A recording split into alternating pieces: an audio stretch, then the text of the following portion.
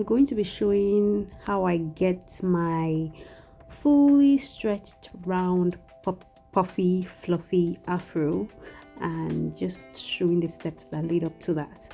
So this is my hair in threading. I threaded my hair the night or 2 nights before this video was shot. I did this just so my hair can be fully stretched and so that I can get like a really big full fro. Sometimes I really like the look of the shrunken afro, but today I wanted something really big and puffy for this video. So basically I'm just showing the steps. And one thing I always do when I'm taking down this thread is to put a lot of oil on my ends, just so my hair can easily slide through the hoops without breaking off the ends of my hair, because you know the ends of your hair are really fragile, so you want to be really careful. And I just unravel it. It's very satisfying. And after that I just repeat the process for all the ends of my hair. Slide my hair through the threading.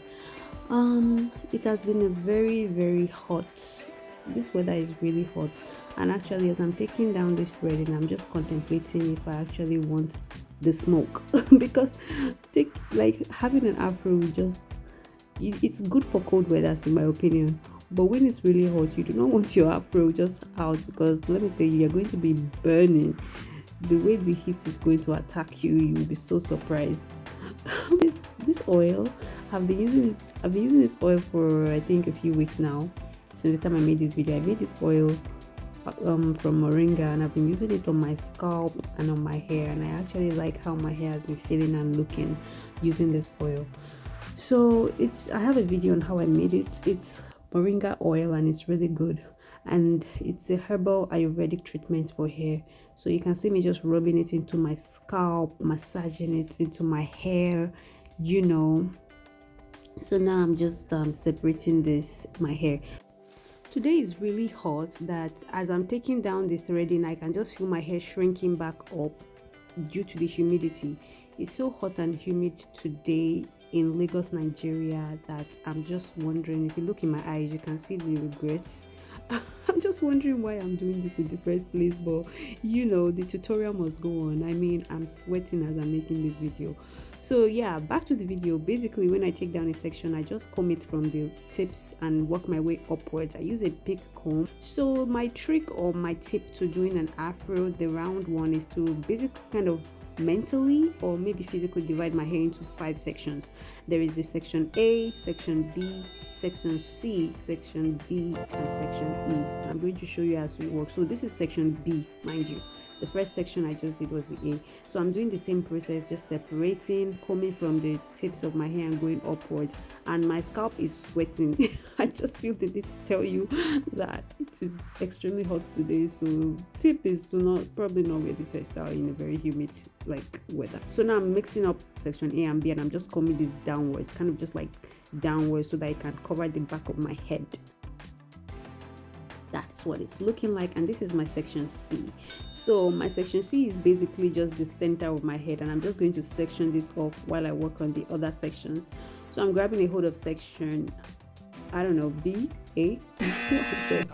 I'm grabbing a hold of this, and basically I'm just going to do the same thing. So the front sections, I like to have my afro to have a bang, just like to cover my forehead and the perimeter of my head basically. So I do the same thing for that section, just comb it out and let it fall forward like that. Move to this section C. I don't know, I can't keep count, but you guys already know this is the 4th section of my hair now, and I'm just combing out gently. I'm always trying to be gentle with the tips of my hair, but honestly I think I need a good trim. I probably would make a video of how I trim my hair. You need to trim your hair, in case you don't know. Once in a while you just need to trim it. It's important so that it doesn't keep making your other hairs break, especially for we 4C girlies.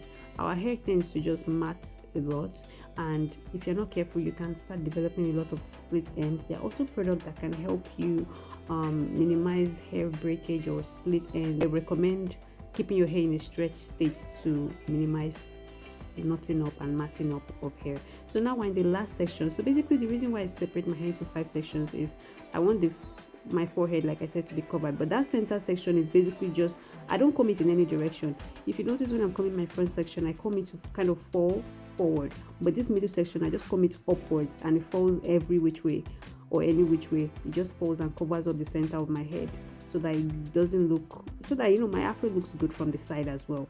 And now I'm just going to use my fingers. I kind of just give up on the comb at this point, and I'm just using my fingers to shape it up and shape it up while sweating through my scalp.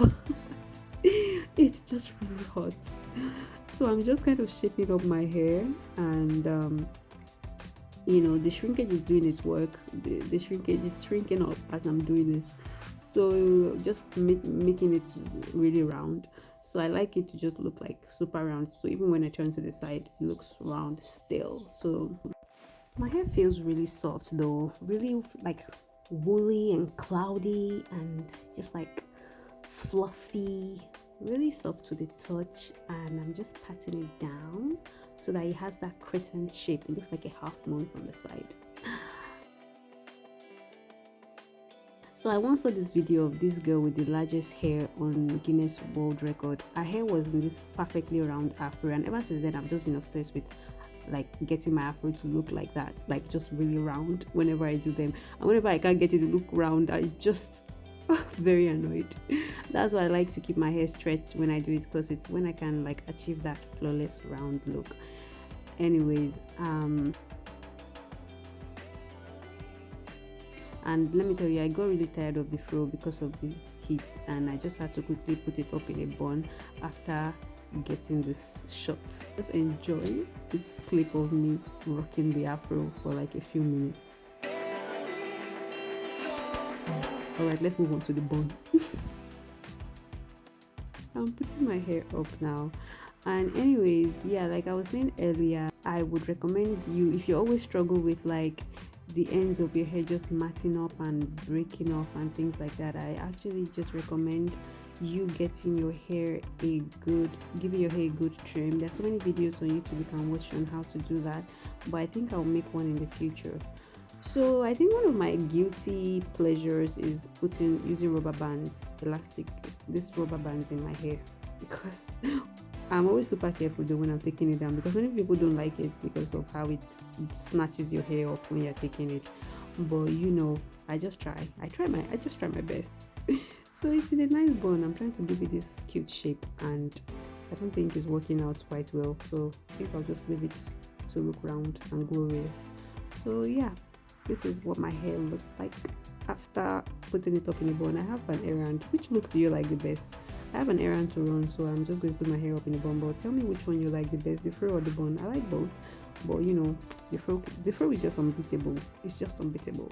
So yeah, this is the end of the video. Thanks to my moringa oil. Don't forget to like, share, and subscribe if you like this video, and also check out my video on how I made that oil if you like to know the secrets. Goodbye.